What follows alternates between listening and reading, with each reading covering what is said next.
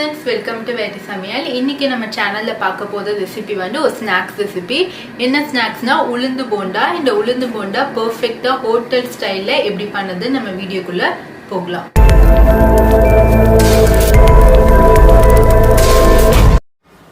Friends, இப்போ நம்ம ஒரு மிக்ஸி ஜார் எடுத்துக்கோங்க.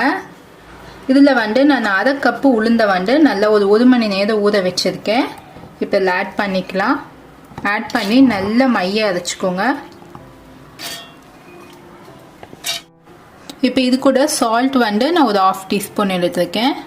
இப்போ இது ரெண்டுத்தையுமே நம்ம நல்லா அரைச்சி எடுத்துக்கலாம்.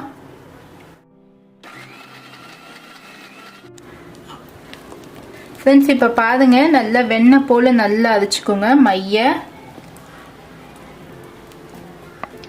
மாவுல கொஞ்சம் கூட பருப்பு இருக்கக்கூடாது. இப்படி போட்டோம்னா நம்மளுக்கு பொட்டுன்னு விழணும். அந்த ஸ்டேஜ் வரைக்கும் நல்லா அரைச்சிக்கோங்க. கொஞ்சம் தண்ணி தெளிச்சு நான் அரைச்சிருக்கேன். அப்பதான் நம்மளுக்கு போண்டா வந்து நல்லா உள்ள வந்து நல்லா சாஃப்டாகவும் இருக்கும். ஃப்ரெண்ட்ஸ், இப்போ 1/2 கப்பு நம்ம உளுந்து எடுத்து அரைச்சிருக்கோம். இதுக்கு வந்து 1 டேபிள் ஸ்பூன் அரிசி மாவு ஆட் பண்ணுறேன். பச்சை அரிசி மாவு. ஒருவேளை நீங்கள் பச்சரிசி மாவு இல்லைன்னா நீங்கள் பச்சரிசி வந்து ஒரு 1 டேபிள் ஸ்பூன் நீங்கள் உளுந்து ஊற வைக்கும் போதவே நீங்கள் அரிசியை ஊற வச்சுக்கலாம். நெக்ஸ்ட்டு மிளகு வந்து ஒரு 1/4 டீஸ்பூன், சீரகம் ஒரு 1/4 டீஸ்பூன். நம்ம உப்பு வந்து முன்னாடியே ஆட் பண்ணிட்டோம். இப்போ இதெல்லாம் வந்து நம்ம நல்லா மிக்ஸ் பண்ணிக்கலாம் ஒன்று போல்.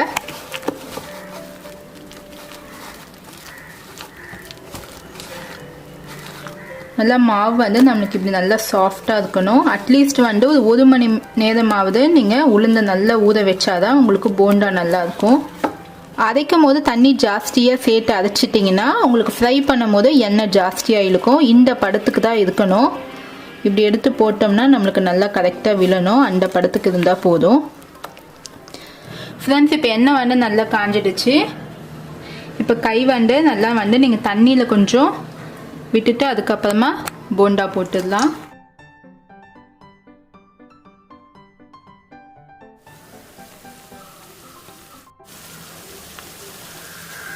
ஃப்ரெண்ட்ஸ், நல்லா கோல்டன் கலரில் வர வரைக்கும் நல்லா மொதுன்னு ஃப்ரை பண்ணலாம்.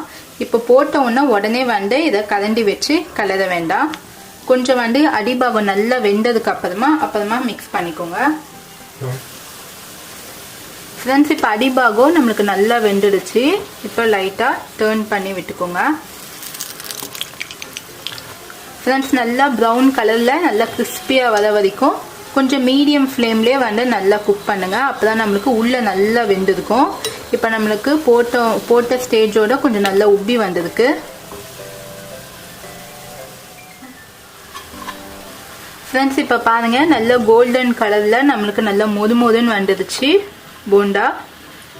எண்ணெய் கூட நம்மளுக்கு அந்த அளவுக்கு இழுக்கல. ஏன்னா நம்ம கரெக்டான பதத்தில் மாவு வந்து அரைச்சிருக்கோம். இப்போ வந்து நம்ம பிளேட்டுக்கு ட்ரான்ஸ்ஃபர் பண்ணிடலாம்.